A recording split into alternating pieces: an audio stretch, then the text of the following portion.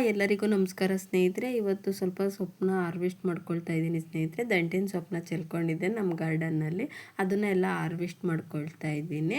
ಇವತ್ತು ಹಾರ್ವೆಸ್ಟ್ ಮಾಡಿಕೊಂಡು ಮತ್ತು ಹೊಸದಾಗಿ ಸೊಪ್ಪನ್ನು ಚೆಲ್ಕೊಳ್ತಾ ಇದ್ದೀನಿ. ನಾನು ಯಾವುದ್ರಲ್ಲಿ ಸೊಪ್ಪನ್ನು ಚೆಲ್ಕೊತಾ ಇದ್ದೀನಿ ಅಂದರೆ ಗ್ಲೋ ಬ್ಯಾಗಲ್ಲಿ ಸೊಪ್ಪನ್ನು ಚೆಲ್ತಾ ಇರೋದು ಸ್ನೇಹಿತರೆ. ತುಂಬ ಜನಕ್ಕೆ ಸೊಪ್ಪನ್ನು ಮನೆಯಲ್ಲೇ ಬೆಳೆದು ತಿನ್ನಬೇಕು ಅನ್ನೋ ಆಸೆ ಇರುತ್ತೆ, ಆದರೆ ಅವರಿಗೆ ಜಾಗನೇ ಇರೋದಿಲ್ಲ. ಮನೆ ಹತ್ರ ಆಗಿರ್ಬೋದು ಅಥವಾ ಟೆರೆಸ್ ಮೇಲೆ ಆಗಿರ್ಬೋದು, ಇಲ್ಲೂ ಜಾಗನೇ ಇರೋದಿಲ್ಲ. ಅಂಥವರು ನಾನು ತೋರಿಸುವಂತಹ ಬ್ಯಾಗ್ನ ಯೂಸ್ ಮಾಡಿಕೊಂಡು ಅದಕ್ಕೆ ಸ್ವಲ್ಪ ಬಿಸಿಲು ಬಿದ್ದರೆ ಸಾಕು ಸ್ನೇಹಿತರೆ, ಆರಾಮಾಗಿ ಸೊಪ್ಪನ್ನು ಚೆಲ್ಕೋಬೋದು. ಇವತ್ತಿನ ವಿಡಿಯೋದಲ್ಲಿ ನಾನು ಯಾವ ರೀತಿ ಸೊಪ್ಪನ್ನು ಗ್ಲೋ ಬ್ಯಾಗಲ್ಲಿ ಚೆಲ್ತಾ ಇದ್ದೀನಿ ಅಂತ ತೋರಿಸ್ತೀನಿ ಸ್ನೇಹಿತರೆ. ಅದಕ್ಕಿಂತ ಮುಂಚೆ ಯಾರೆಲ್ಲ ವಿಡಿಯೋ ನೋಡ್ತಾ ಇದ್ದೀರಾ ದಯವಿಟ್ಟು ಸಬ್ಸ್ಕ್ರೈಬ್ ಮಾಡ್ಕೊಳ್ಳಿ. ವಿಡಿಯೋ ಇಷ್ಟ ಆದರೆ ಲೈಕ್ ಕೊಟ್ಟು ಶೇರ್ ಮಾಡಿ ಸ್ನೇಹಿತರೆ. ಬನ್ನಿ ಇವತ್ತಿನ ವಿಡಿಯೋನ ಸ್ಟಾರ್ಟ್ ಮಾಡೋಣ. ನಾನು ಮೊದಲಿಗೆ ದಂಟಿನ ಸೊಪ್ಪು ಹಾಕ್ಕೊಂಡಿದ್ದೆ, ಅದನ್ನೆಲ್ಲ ಹಾರ್ವೆಸ್ಟ್ ಮಾಡ್ಕೊಳ್ತಾ ಇದ್ದೀನಿ ಸ್ನೇಹಿತರೆ. ಇದು ಯಾಕೆ ಅಂತ ಅಂದರೆ ಬಿಸಿಲು ಜಾಸ್ತಿ ಆಗಿರೋದ್ರಿಂದ ಸ್ವಲ್ಪ ಎಲ್ಲೋ ಕಲರ್ ಬಂದುಬಿಡ್ತಾಯಿತ್ತು. ಅದನ್ನೆಲ್ಲ ಇವತ್ತು ಕ್ಲೀನ್ ಮಾಡಿಕೊಂಡು ಹೊಸದಾಗಿ ಚೆಲ್ಲೋಣ ಅಂತ ಅಂದ್ಬಿಟ್ಟು ಎಲ್ಲ ಸೊಪ್ಪನ್ನು ಹಾರ್ವೆಸ್ಟ್ ಮಾಡಿಕೊಂಡೆ. ಹಾಗೆ ಸ್ವಲ್ಪ ನನ್ನ ಸೀಡ್ಸ್ನ ನಮ್ಮ ಗಾರ್ಡನ್ನಲ್ಲೇ ಒಂದೊಂದು ಎರಡೆರಡು ಗಿಡನ ಈ ರೀತಿ ಬಿಟ್ಕೊಳ್ತೀನಿ. ನನಗೆ ಸೀಡ್ಸ್ ಬೇಕಾಗಿರೋದ್ರಿಂದ ಇದೇ ರೀತಿ ನಾನು ದುಡ್ಡು ಕೊಟ್ಟೇನು ಕೊಂಡ್ಕೊಳ್ಳೋದಿಲ್ಲ. ಸೀಡ್ಸ್ನ ಈ ರೀತಿ ಒಂದೊಂದು ಗಿಡನ ಬಿಟ್ಕೊಳ್ತೀನಿ ಸ್ನೇಹಿತರೆ ಗಾರ್ಡನಲ್ಲಿ.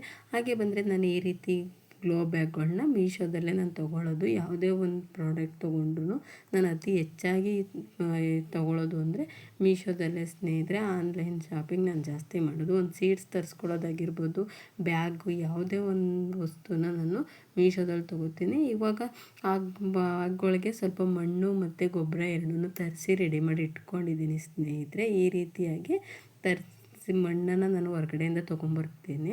ಹಾಗೆ ಗೊಬ್ಬರನೂ ಕೂಡ ಕೊಟ್ಟಿಗೆ ಗೊಬ್ಬರನ ನಾನು ಜಾಸ್ತಿ ಎಲ್ಲ ಗಿಡಗಳಿಗೂ ಯೂಸ್ ಮಾಡೋದು.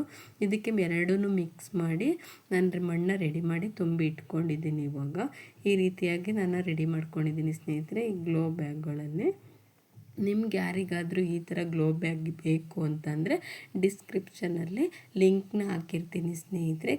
4 ಬ್ಯಾಗ್ಗೆ ಕೇವಲ 150 ರೂಪಾಯಿ ಅಷ್ಟೇ ಸ್ನೇಹಿತರೆ. ಯಾರಾದರೂ ತೊಗೋಬೇಕು ಅಂದ್ಕೊಂಡಿರೋರು ನೀವು ಹೋಗಿ ಚೆಕ್ ಮಾಡ್ಕೋಬೋದು ಸ್ನೇಹಿತರೆ. ಇವಾಗ ನಾನು ಸೀಡ್ಸ್ನ ಹಾಕ್ಕೊಳ್ತಾ ಇದ್ದೀನಿ. ಸಬ್ಸಿಗೆ ಬೀಜ ಮತ್ತು ಕೊತ್ತಂಬರಿ ಬೀಜ, ದಂಟಿನ ಬೀಜ ಏನು ಹಾಕ್ತಾಯಿಲ್ಲ, ಅದನ್ನ ನೆಲದ ಮೇಲೆ ಜಾಸ್ತಿ ಹಾಕ್ಕೊಂಡಿದ್ದೀನಿ ನಾನು. ಹಾಗೆ ಸ್ವಲ್ಪ ಮೆಂತ್ಯ ಮತ್ತು ಪಾಲಕ್ಕು ಇಷ್ಟನ್ನು ಕೂಡ ನಾನು ಈ ಗ್ಲೋ ಬ್ಯಾಗ್ಗೆ ಹಾಕ್ಕೊಳ್ತಾ ಇದ್ದೀನಿ ಸ್ನೇಹಿತರೆ. ನೆಲದ ಮೇಲ್ಗಿಂತ ಜಾಸ್ತಿ ಗ್ಲೋ ಬ್ಯಾಗಲ್ಲೇ ಸೊಪ್ಪು ತುಂಬ ಚೆನ್ನಾಗಿ ಬರುತ್ತೆ ಸ್ನೇಹಿತರೆ. ನನಗೆ ಅನುಭವ ಆಗಿದ್ದಿಲ್ಲಿ ಅಂತಂದರೆ ಅಮ್ಮನ ಮನೆಯಲ್ಲಿ ಜಾಗ ಇರಲಿಲ್ಲ ಹಾಕೋದಕ್ಕೆ ಸೊಪ್ಪನ್ನು. ನಾನು ಈ ರೀತಿ ಗ್ಲೋ ಬ್ಯಾಗನ್ನು ತರಿಸಿ ನಾನು ಅಲ್ಲಿ ಹಾಕ್ಕೊಂಡು ಕೊಟ್ಟಿದ್ದೆ. ಆವಾಗ ನೋಡಿದೆ ಸ್ನೇಹಿತರೆ ಎಷ್ಟು ಚೆನ್ನಾಗಿ ಸೊಪ್ಪುಗಳು ಬಂದಿತ್ತು ಅಂತ ಅಂದರೆ, ನಾವು ನೆಲದ ಮೇಲೆ ಹಾಕಿದ್ರೇ ಸ್ವಲ್ಪ ಸೊಪ್ಪಿನ ಸೀಡ್ಸ್ ಎಲ್ಲ ಸ್ವಲ್ಪ ಮಳೆ ಹೋಯ್ತು ಅಂದರೆ ಹರ್ಕೊಂಡು ಹೊರಟೋಗ್ಬಿಡ್ತವೆ ಸೀಡ್ಸ್ ಎಲ್ಲ, ಇಲ್ಲ ಇರುವೆಗಳೆಲ್ಲ ಎಳೆದು ಬಿಡ್ತವೆ. ಈ ರೀತಿ ಎಲ್ಲ ಆಗ್ತವೆ ನಾವು ನೆಲದ ಮೇಲೆ ಚೆಲ್ಲಿದ್ರೆ. ಅದೇ ಈ ರೀತಿ ಪಾಟ್ಗಳಲ್ಲಿ ಚೆಲ್ಕೊಂಡ್ರಂತೂ ಸೊಪ್ಪನ್ನು ತುಂಬಾ ಚೆನ್ನಾಗಿ ಬರ್ತದೆ. ಸೊಪ್ಪಿನ ಸೀಡ್ಸು ಒಂದು ಹಾಳಾಗಿರೋದಿಲ್ಲ. ಅದೇ ನೆಲದ ಮೇಲೆ ಹಾಕಿ ಅರ್ಧ ಇರುವೆ ಎಳ್ಕೊಂಡು ಹೊರಟೋಗಿರ್ತವೆ. ನಾವು ಹಾಕಿರೋ ಸೀಡ್ಸಲ್ಲಿ ಕಾಲು ಭಾಗನೂ ಹುಟ್ಟಿರಲ್ಲ ಒಂದೊಂದು ಸಲ. ಈ ರೀತಿ ಬ್ಯಾಗ್ಗಳಲ್ಲಿ ಹಾಕೋದ್ರಿಂದ ಸೊಪ್ಪು ತುಂಬಾ ಚೆನ್ನಾಗೇ ಬರುತ್ತೆ ಸ್ನೇಹಿತರೆ. ಹಾಗೆ ನಾನು ಸೊಪ್ಪು ಚೆಲ್ಲಿದ್ಮೇಲೆ ಮೇಲೆ ಸ್ವಲ್ಪ ಕೊಟ್ಟಿಗೆ ಗೊಬ್ಬರನ ಯೂಸ್ ಮಾಡ್ತಾಯಿದ್ದೀನಿ. ಮೇಲೆ ಸೀಡ್ಸ್ ಕಾಣಬಾರ್ದು ಅಂತ ಹೇಳ್ಬಿಟ್ಟು ಈ ರೀತಿ ನಾನು ಗೊಬ್ಬರನ ಯೂಸ್ ಮಾಡ್ತಾಯಿದ್ದೀನಿ ಸ್ನೇಹಿತರೆ. ನೋಡಿ ಯಾವ ರೀತಿ ಹಾಕ್ಕೊಳ್ತಾ ಇದ್ದೇನೆ ಅಂತ. ಈ ರೀತಿ ಹಾಕೋದ್ರಿಂದ ಗೊಬ್ಬರ ಚೆನ್ನಾಗಿ ಹಾಕಿ ಮೊದಲೇ ಮಣ್ಣಿಗೆ ಮಿಕ್ಸ್ ಮಾಡಿದ್ದೀನಿ. ಅದರಲ್ಲಿ ಈ ರೀತಿ ಮೇಲೆ ಗೊಬ್ಬರನ ಹಾಕಿದ್ರೆ ಇನ್ನೂ ಚೆನ್ನಾಗಿ ಸೊಪ್ಪು ಹಸಿರಾಗಿ ಬರುತ್ತೆ. ಎಲ್ಲೋ ಕಲರ್ ಥರ ಹುಟ್ಟಬೇಕಾದ್ರೇ ಸೊಪ್ಪು ಎಲ್ಲೋ ಕಲರ್ ಬರೋದು, ಈ ರೀತಿ ಎಲ್ಲ ಡಾಟ್ ಡಾಟ್ ಥರ ಚುಕ್ಕಿ ಈ ಥರ ಎಲ್ಲ ಬಂದಿರುತ್ತೆ. ಆದರೆ ನಾವು ಈ ನಾಟಿ ಗೊಬ್ಬರನ ಯೂಸ್ ಮಾಡೋದ್ರಿಂದ ಸೊಪ್ಪು ತುಂಬಾ ಚೆನ್ನಾಗಿ ಬಂದಿರುತ್ತೆ ಸ್ನೇಹಿತರೆ. ನೋಡಿ ಈ ರೀತಿ ಎಲ್ಲ ನಾನು ಹಾಕ್ಕೊಂಡೆ. 4 ಬ್ಯಾಗಿಗೆ ನನಗೆ ಜಾಗ ಇದೆ ಪಾಟಲ್ಲಿ ಹಾಕೋದು, ಇದನ್ನ ನೆಲದ ಮೇಲೆ ಹಾಕೋದಕ್ಕೆ.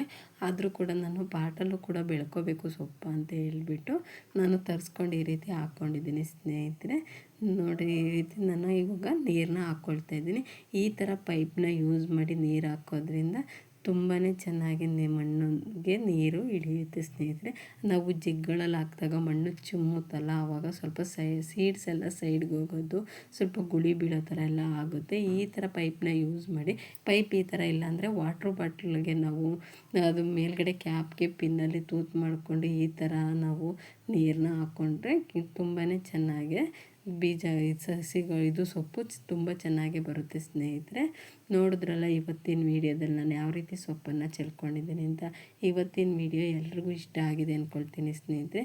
ವೀಡಿಯೋ ಇಷ್ಟ ಆಗಿದ್ದರೆ ಪ್ಲೀಸ್ ಲೈಕ್ ಕೊಟ್ಟು ಶೇರ್ ಮಾಡಿ. ಎಲ್ಲರಿಗೂ ಧನ್ಯವಾದಗಳು ಸ್ನೇಹಿತರೆ. ನಾನು ಮುಂದಿನ ವೀಡಿಯೋ ಜೊತೆ ಸಿಗ್ತೀನಿ.